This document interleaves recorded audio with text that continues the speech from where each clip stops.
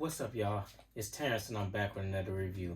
And today we're going to be reviewing the movie The Batman. This movie is a highly anticipated movie for me.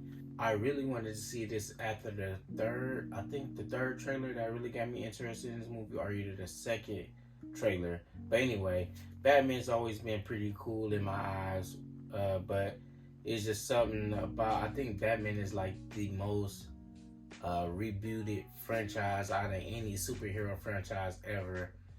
Quote me if I'm wrong, but I think we've seen countless, countless different Batman variations. In the last year, we already, not last year, but the last couple years, we already seen three. So, yeah, I think Batman's the most rebooted comic book character ever, to my understanding. But without further ado, let's get right into it. The movie is pretty lengthy. So if you are going to the movie theater, get ready to be there for a nice minute. This movie is 2 hours and 55 minutes. And like I said, I can't stress this enough. I'm tired of Hollywood filmmakers and everybody making these movies so damn long.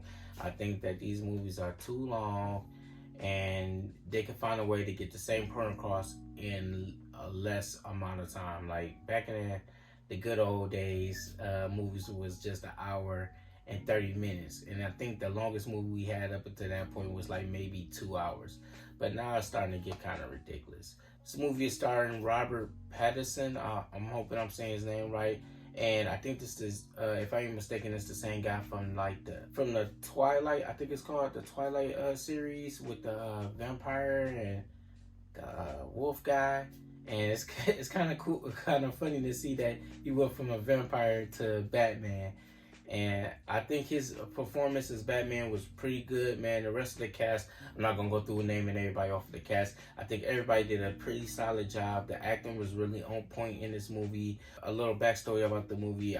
This is like the reboot of the Batman franchise to a certain extent. It don't really go all the way back into like an origin story, because we heard the origin story of Batman so many times. I don't think they really need to retell it anymore in movies. So it's not really like a full-on origin story in this movie, like a whole dive back into the Bat Cave and where he really stemmed from. It kind of dove right into like some action. And as you know, I got spoilers in here if you haven't seen the movie, but they finally did the Riddler over. You know what I'm saying? I haven't seen the Riddler in any Batman movies for a long time, since Jim Carrey did a phenomenal job as the Riddler. They finally rebooted the character, and I like the direction they went with the Riddler. They also had the Penguin in this movie, and I like the direction they went in with both of these characters. They kept it more realistic versus the comic book look, and they kept it more like grounded. Penguin wasn't walking around eating fish all day and nothing like that. He was just like a straight up mobster, and I really liked that dynamic. And I liked the Riddler dynamic. They didn't make him overpowered where he was just whooping everybody's ass.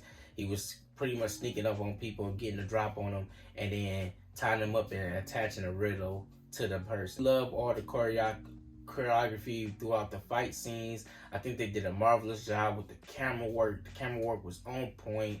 The direction was like straight. They had a narrative that they were trying to get across in the movie about corruption throughout Gotham, and I think they did a stellar job at sticking on point with the direction they was trying to go with. Great job. For this movie to be rated PG-13, it definitely didn't feel like it was PG-13. Like the way the Batman was beating the living crap out of these people, and all the shots and all that stuff, it really felt like it was rated R. But they did a good job at capturing Batman within the PG realm. This movie has so many great highlights, but it's time for me to talk about some of the negative things that I didn't like about the movie. One of the things I definitely didn't like, as y'all know, was the length of the movies. I think it was a lot of fluff in here. Not a whole bunch, but definitely towards the end, there was some things that could have cut out that could have made this movie probably 2 hours long.